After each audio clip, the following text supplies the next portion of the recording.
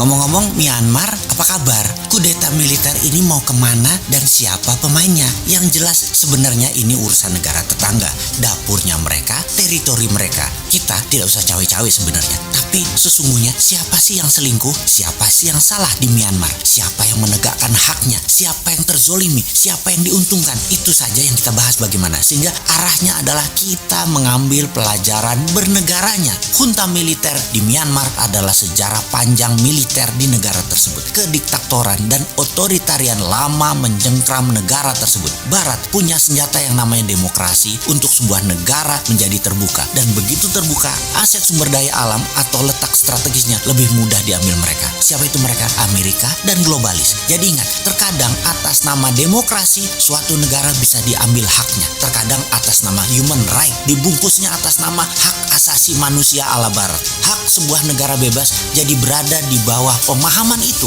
Hak asasi itu adil sesungguhnya hanya ada di bawah pemimpin yang adil. Jadi bukan disamaratakan barat adalah begini, timur adalah begini. Jadi human right jadi berbeda selama pemimpinnya tidak adil. Selama adil tidak ada yang namanya human right bermasalah. Oke, kita kembali ke Myanmar. Demokrasi akhirnya masuk ke Myanmar. Aung San Suu Kyi jadi pemimpin dengan menang telak pada saat pilpres. Disinilah militer tertampar. Suara rakyat ternyata tidak menginginkan mereka. Demokrasi dan pemerintahan terbuka mulai dijalankan dan mulailah asing masuk, terutama Tiongkok selain Amerika kencang atau cepat masuk ke Myanmar. Pabrik-pabrik besar Tiongkok menyedot sumber daya alam Myanmar sejak lama dan cepat. Myanmar adalah negara perbatasan langsung dengan Tiongkok dan cara berpikir negara berdaulat itu sekali lagi berbeda dengan negara yang lemah kedaulatannya. Myanmar saat itu diambil asetnya oleh Tiongkok. Sekali lagi, ini yang menjadi penting untuk kita diskusikan. Negara Amerika itu,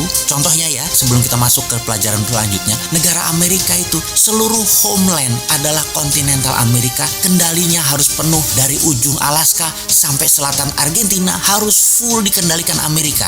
Ada apa saja di negara selatan Amerika, Amerika akan kirim tentaranya, ratakan sampai balik lagi taat dengan Amerika. Demikian juga Rusia, demikian juga Tiongkok. Perbatasan negara dengan negara lain, negara tetangga tersebut harus patuh dan taat dikendalikan Tiongkok. Itu cara bernegara, negara berdaulat. Jadi Korea Utara itu dipelihara dalam tanda petik oleh Tiongkok. Seluruh negara berbatasan langsung semua dipikirkan apa yang bisa membuat kendali atas negara tersebut. Kekuatan, kelemahan, dan apa manfaat terbanyak buat Tiongkok dan bagaimana menaklukkannya. Kementerian Perang Tiongkok punya master plan-nya. Untuk Myanmar, gas alamnya gede banget. Tiongkok perlu, terutama Tiongkok di bagian tengah. Tarik pipa sampai Tiongkok panjang sudah dilakukan, sudah masuk ke tengah Tiongkok. Semua gas alam dari Myanmar. Militer Myanmar gerah. Nasionalisme mereka ditambah ego mereka tertohok-tohok melihat demokrasi mulai membuka dan mengeduk sumber daya alam Myanmar.